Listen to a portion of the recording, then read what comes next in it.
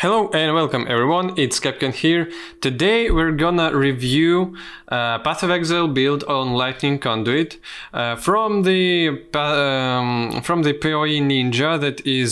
That's one of the toppest builds, one of the toppest characters that was played during the league, during the Kalandra League 3.19 in hardcore. Here, as you can see, that's a player number 5. There are quite many similarities in all these characters that play Lightning Conduit anyways, but we're gonna take this because there are not as much uniques that are, I guess, required to play this stuff. Only belt and some jewels, and jewels just they don't give you something that you can't really get otherwise. They just give you very big value of basic stuff, so nothing like truly unique, which means that we can reverse engineer it, look at what's good, what's bad on it, and stuff like that. So yeah, I guess let's just go and look at the build itself. So as you can see, that's a Lightning Conduit build which goes off your shocks. That's the skill, we can see it here. So yeah, Lightning Conduit, lightning strikes all shocked enemies around a targeted location, then removes shock from those enemies.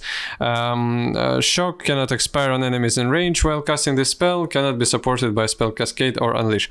So yeah. It's like shock-based ability. We have our Stormbrand here as well. That is gonna so our Stormbrand is gonna spread the shocks themselves, and then you're gonna strike everyone with Lightning Conduit as your main damage dealing ability.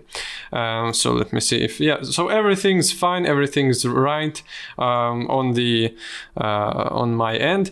Yeah, as you can see there. So this build hit level 100 in hardcore league, which means that it's 100% pretty good on the defenses. You're not gonna die every 5 seconds on it. 100%.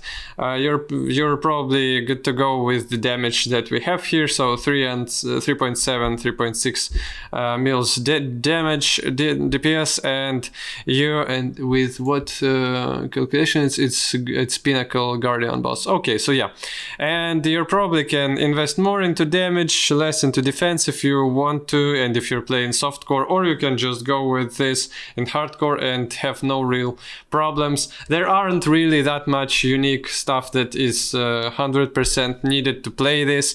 So yeah, I guess let's go quite fast on the stats that the build has itself, and then we're just gonna go through the sections. Yeah, and probably that's gonna be it. So total DPS is 3.6 mil. Then we have our pretty good, pretty high effective health pool. Then we have 180% increased life from 3. That's counting 3 jewels. That gives us 5% maximum life, like unique jewels. Grand spectrums, yes, that both the 3 of them has 5% to life. So without them, it's probably gonna be a little bit less of a value. Still yet though, pretty good amount of health. As we can see here, 6.4k in total. So total mana is unreserved for a little bit, so that you'll have the mana to use your skills. A little bit of energy shield, pretty good amount of evasion rating, near 30k, and I think that's counting, yes, that's counting your flasks. Without your flasks, it's gonna be, now that was life. Yeah, now without Jade Flask, it's still pretty high up there. And yeah, okay, so 30k armor as well with Flasks up, still pretty good fist damage reduction, 24% block chance, and capped spell suppression chance. With some chaos resistance that I think is mostly provided by the gear itself. So yeah, like pretty well-rounded character overall. If you can, I don't know if it's gonna be better for me to look upon the gear from the, maybe it's gonna be way more visual if we're gonna go with the gear and all the other stuff on the Poeninja site itself. So yeah, bitty squishy character. As you can see, same stuff with damage here. It has 3 minimum endurance and frenzy charges because it has grand spectrums. So each grand spectrum gives you +1 to minimum endurance, +1 to minimum frenzy charges, so you don't have to generate them, and 5% increased maximum life, which is in total 15%. And power charges probably are generated by the build itself. So okay, let's go first probably with the link skills. Then we will go with the talent tree. We'll look upon it, and then we'll go through the inventory. So we have here Lightning Conduit, level 21, 20. Well, I wouldn't really say too much about the levels of the stuff here. So of course awakened variations of gems where you can get them, which means that if you don't have access to awakened gems, you just get normal gems. So in main link we have our Lightning Conduit, which is our main hidden ability. Then we have our added lightning damage, elemental focus, which you cannot inflict elemental ailments, and you don't really need to, because you can't really shock with this ability anyways, and it just gives you a bunch of more elemental damage. Lightning penetration, hypothermia, so more damage with hits and elements against chilled enemies, and your enemies are gonna be chilled because of our ascension talent, where we chill with all our hits, and your Stormbrand is gonna chill your targets. Then you're gonna damage everyone with Lightning Conduit, and hypothermia will work 100%. And then we have our inspiration, divergent here inspiration, but still just inspiration support, so for additional crits and additional additional elemental damage with your Lightning Conduit. Then as our main spreader of the shocks, we have Phantasmal Stormbrand. I guess just Stormbrand is gonna be pretty good as well. So yeah, you're releasing your Stormbrand, it shocks with 100% chance enemies, and then with elemental proliferation it spreads to on the AoE if there are probably gonna be a bunch more enemies that Stormbrand can damage with by itself. Then it proliferates, it's got increased area of effect support, and it got chain for even more AoE spread. Maybe you can get here the recently added support gem that increases your shocks that you're so like it decreases damage of the skill itself, if I remember correctly, and it ramps up your shock as it was from the 650% damage of the hit. So you're hitting it is someone with your ability, and then this gem counts it as 650% damage for the shock value. So maybe some of like increased area of effect or chain you could have swapped out and just get better shocks if you don't have that big of damage. Yeah, if your shocks are too low still. Then we have Anomalous Wrath, which is just like Wrath, pretty good aura with Divine Blessing. Okay, so divine supported skills also count as blessing skills. You can only have one aura on you from your blessing skills. Auras from supported skills have a base duration of 10 seconds. Divergent inspiration support. So supported skills have reduced mana cost. Yeah, that's mostly for you to activate your Anomalous Wrath with lesser cost and spend less mana, and increased duration for it to last longer, which is quite logical. Then we have, and by the way, it's interesting. Okay, so no Eldritch Battery here. Okay, then our Anomalous Wrath is gonna be our just DPS cooldown. It's not our aura for your whole lifetime. It's DPS cooldown that you're clicking when you need additional damage on bosses or rares and stuff like that. Then as our auras, we have Determination, gives us a bunch of armor, crucial for our physical damage mitigation. Grace gives us a bunch of evasion rating, crucial for us to evade some of attacks that and if there are a bunch of enemies and they're hitting with a bunch of different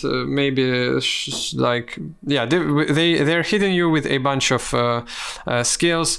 Then you probably want to have some evasion rating, and as much as you can get is the best that you can do, because it's gonna save you from all those like hundreds of projectiles that can go into your way.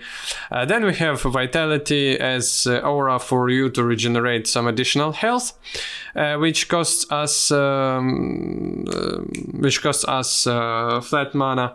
And we have Defiance Banner, which decreases nearby enemies' critical strike chance and gives us additional percentage increase for armor and evasion. So every aura setup is for your survivability and your health regeneration. With not as much of a you don't really have to have any special helmet or like piece of gear where there are a bunch of additional mana reservation that is gonna help you get all this stuff. So everything is gonna work just like this without any like uniquely needed stuff. So Vol Molten Shell as our main defensive cooldown without no cast well damage taken procs. It's just there for you to click. Then we have our shield charge and faster attacks, so that you will blink faster, that you will transport yourself through the maps faster with faster attacks. I guess you can manage, if you want to, you can swap out faster attacks to something increasing your molten shell duration. Or like, yeah, you can maybe swap some things here in and out. And then as our so that's I need to look upon it. So nothing proccing here, it's just you're using conductivity with your hands. Then you're getting Arcane Surge from your conductivity uses and Flame Dash uses. So yeah, as your fast blink on bosses and for you to quickly get out of the range of different abilities, you use Flame Dash. And you have your conductivity as your additional damage cooldown, so you're cursing the enemies, they have less resistances, and you're dealing a bunch more damage to them. Which is quite great. Okay, now I guess we can go and look for the... now we will look at the talent tree itself. Yes, let's go here. Let's go into POB. So you're starting as a witch, taking your spell damage, your cast speed stuff. You're taking all the closest health, maximum life nodes. You're taking your lightning damage nodes. You're taking your increasements of your lightning ailments effects. You're taking masteries. That's all these things are gonna be in the link for the pub below the video and in the link to the character on Poeninja. As jewels, he's using, I guess, only 3 Grand Spectrum jewels, so that's everything that he uses. Of course, you can, like, yes, Endurance charges and Frenzy charges gives you extra damage, which is quite obvious. You can generate them in different additional ways. If you have something like maybe on your jewelry that gives you chance to get Frenzy charges after you kill enemies, or like, yeah, from minimum Frenzy charges is mostly like convenience and stuff like that, to have them all the time up. Minimum Endurance charges though are gonna be more hard to generate, just like not as easy as Frenzy charges. They give you additional, of course, they give you additional physical damage mitigation reduction, and they're quite crucial. You can still work around it, or just like get grand spectrums. Your survivability is gonna be quite less without endurance charges, that's for sure. Which means that you need to, if you don't have grand spectrum, think a little bit more about your physical damage mitigation, and maybe get some percentage reducements on the gear or stuff like that, or like just seek for some other jewels that can give you additional physical damage mitigation if you still don't have grand spectrums and stuff. So yeah, we're taking like our shock increase, a lightning damage increase here. Then we go for the reservation efficiency stuff. We're taking spell suppression talents. More spell suppression if you have evasion. If this is somewhat annoying stuff for you to get, because to maintain evasion at your 3 pieces are gonna be maybe sometimes not quite convenient. You can take some other talent here, or just not take this mastery talent at all. We're taking Ghost Dance, which gives us cannot recover energy shield to above evasion rating. Every 2 seconds gain a Ghost Shroud up to maximum of 3. When hit, lose a Ghost Shroud to recover energy shield equal to 3% of your evasion rating, which makes me think that he's using...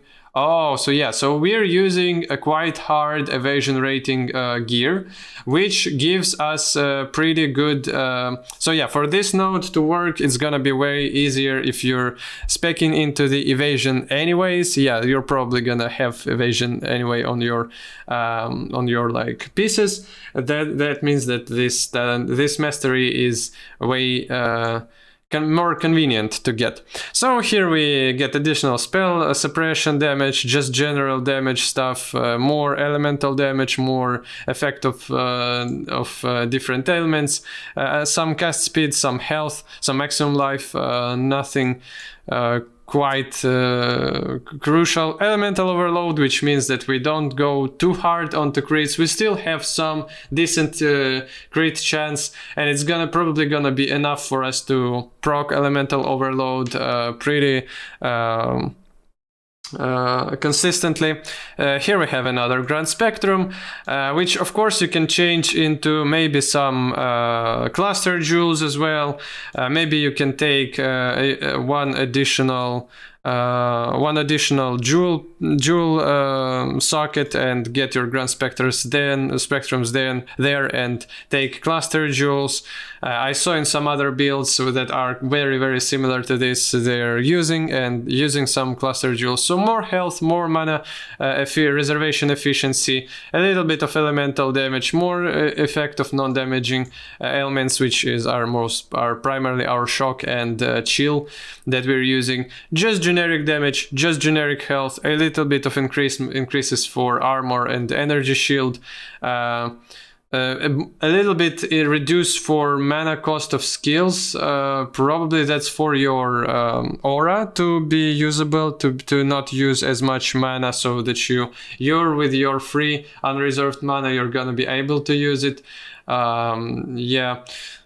Okay, and just more life with vitality, increased mana reservation efficiency. So the tree itself, it's not complicated. There's not as much, again, no unique like legion jewels, nothing like that you're required to have to make your build working. Pretty simple stuff around here, but though of course level 100, which means that like 5 to 10 additional points that probably most people wouldn't really have, because they wouldn't go to level 100. Still pretty simple. We are going into I've already said everything where we are going. Now let's look at the PoE Ninja again. So that's just quite a bit more visually cool looking here. And as we can see, 1300 mana unreserved though, and there's some energy shield, armor, evasion. Yeah, so we've saw our gem links. Now let's go and see at our flasks then for our gear, and I think we're gonna be wrapping this up. So, granite flask used when charges are full. Should just everything uses when charges are full. So that's like, yeah, you wouldn't really. So that's if you don't really want to reflectively use your flasks, just if you want them to be up as much as possible and forget about them totally, you're probably gonna only look at your life flask. Okay, so we have a chance when to get a flask charge when you deal crit strike. That's just for your charge generation because of build itself uses a bunch of evasion. Maybe you're not really gonna get as much flask charges from getting hit by enemies, and you don't really want to get hit. Yeah, which why crit strike charges generation is a bit more efficient. And cast speed, of course. So just basic stuff here. Gain 2 charges when you are hit by an enemy, but though still we have something like that here, and increased armor during fast effect.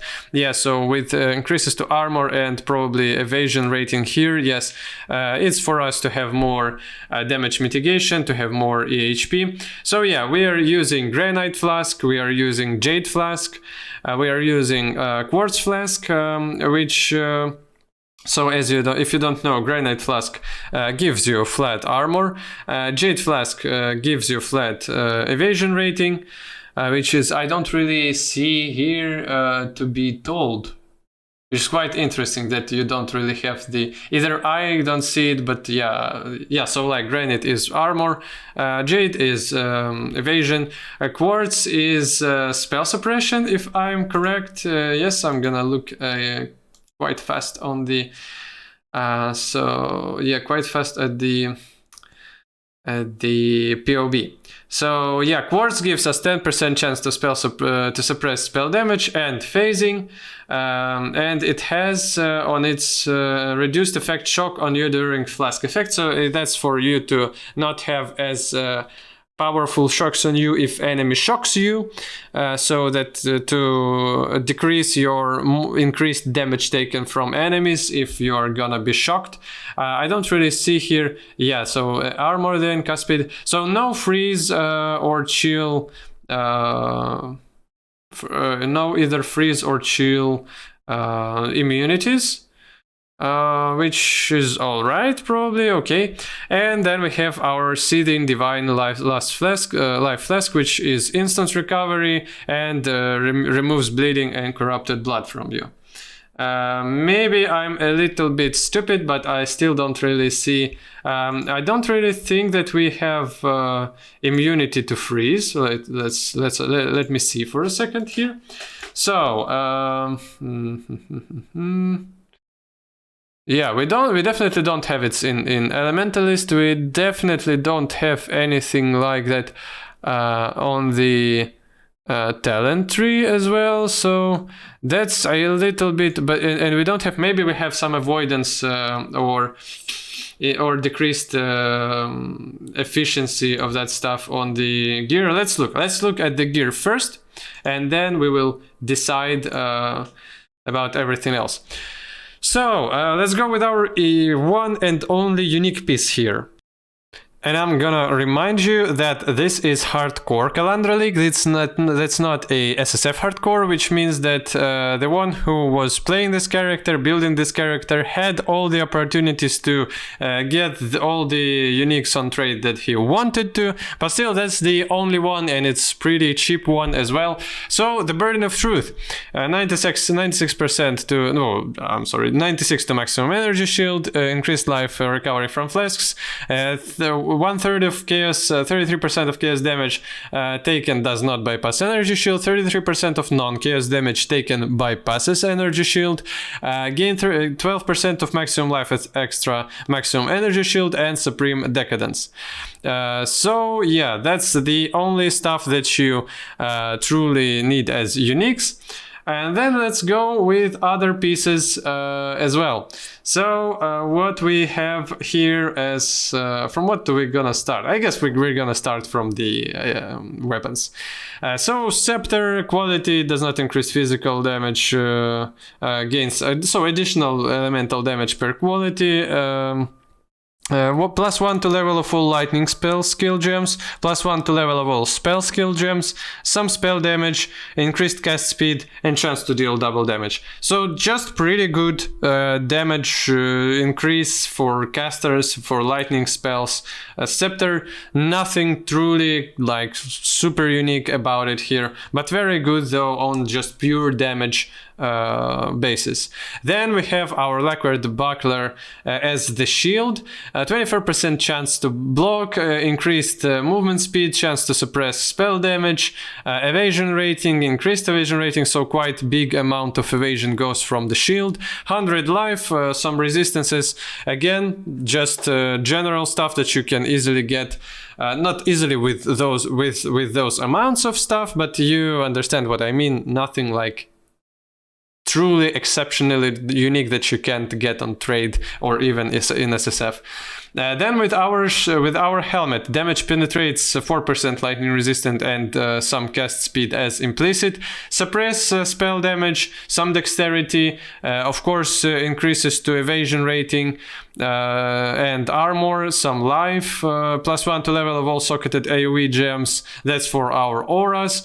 That gives us more defensive stats from the auras themselves. Then what we have with our chest piece. Wrath has increased aura effect and 10% increased effect of non-curse auras from your skill. So non-curse auras from your skill increase effect is quite strong because it gives us quite a bunch of defensives. Wrath, it just gives us additional damage on cooldown when we need it. Stats on the chest piece itself are quite basic. Pretty good amount of life. Some resistance is chaos resistance, and there was no chaos resistance on shield and no on helmet, even like that, and quite a bunch of chaos resistance on the chest piece, and a little bit of additional physical damage reduction, which can't be too much. Then we will go with gloves. Inflict lightning exposure on heat, applying -11 to lightning resistance, and we have our Ascension 3 point, which exposure you inflict applies an extra -25% to the affected resistance. So if you don't really have this implicit from the pinnacle bosses influence orbs on your gloves, you definitely need some spell you definitely need some spell to inflict, which is probably gonna be your Wave of Conviction. And with Wave of Conviction, maybe you will have to use it manually and take instead of faster attacks. It doesn't really have that long of effect duration, which is quite sad, of course. And with conductivity, you have to use your conductivity manually as well, which is quite a bit of problem. Well, you can do some stuff. You can manage it. Maybe you can get some rings, not with light resistance mods, but maybe you can have some rings with empty sockets. You can get there maybe like your shield charge, then you will have some additional open sockets and stuff like that.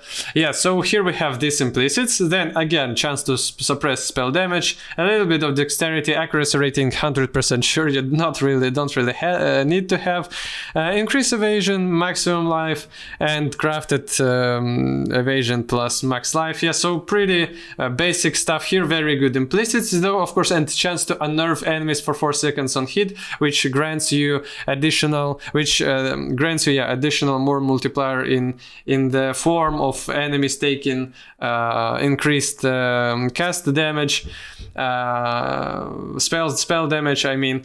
Yeah, so this one we saw. And our boots regenerate 0.2 of life per second per endurance charge. We're having 3 endurance charges. It's just like 0.6% of life per second, which is not bad, but like not ideal as well. And increased damage per endurance charge by 4%. So yeah, just a little bit of increased damage. So nothing crucial here, nothing that like your build can't work without it. And then on stats themselves, maximum life, rarity of items found, chaos resistance, some elemental resistance, movement speed, and more chaos resistance. So yeah, chaos resistance is quite important, of course, for you, especially if you're playing on hardcore, if you can't really die. On softcore, you're probably not gonna encounter chaos damage as much, and which means that you can neglect it. You can like put it on the high shelf and don't touch it for a little bit. Yeah, you might like die from time to time because of chaos resistance, but it opens so much space for you to do something else on your gear. But though as a defensive stat, it's definitely quite good. One of our rings, so just resistances, life, additional mana regeneration rate. Don't really know if that's crucial here. Do we have mana regeneration here? No, which probably means that you don't really need it as much because you already have your mana regeneration from the Elementalist. Okay, like resistances, mana, reduced mana cost of skills, which is quite important here. Yeah, for us to not spend as much mana on Conduit and on your aura cooldown, like Divine Aura. Yes, and here we have additional reduced mana cost of skills. Mana just comes with this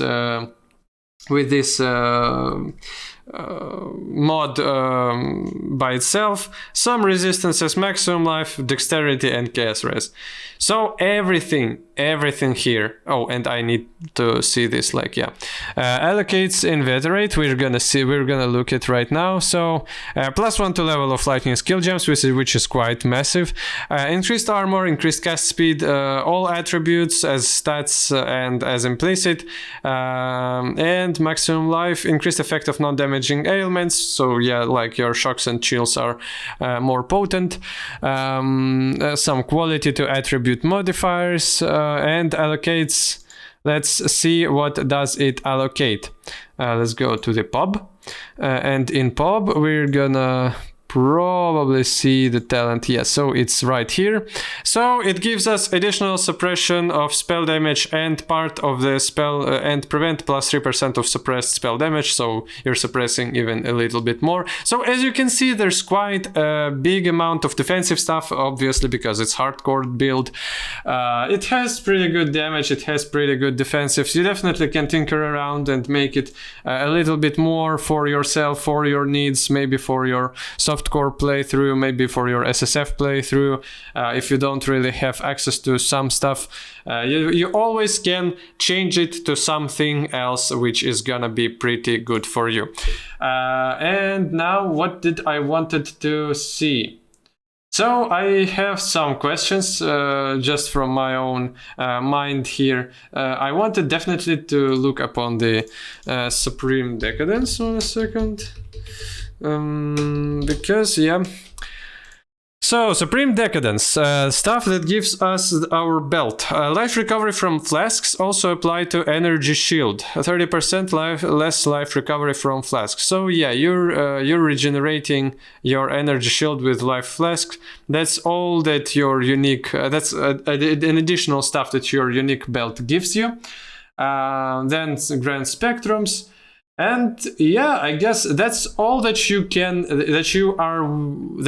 do with your character. So that's like everything that you can build, get as items, stuff like that.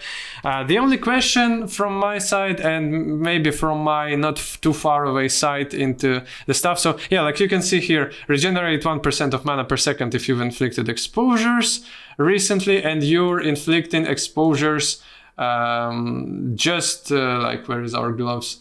When you're hitting, you're getting 1% mana regeneration anyways. Here we can see it's 81 mana regen, and our main skill costs only 13 mana, which is quite low. What's with our Wrath here, Wrath setup here? Mana cost 14.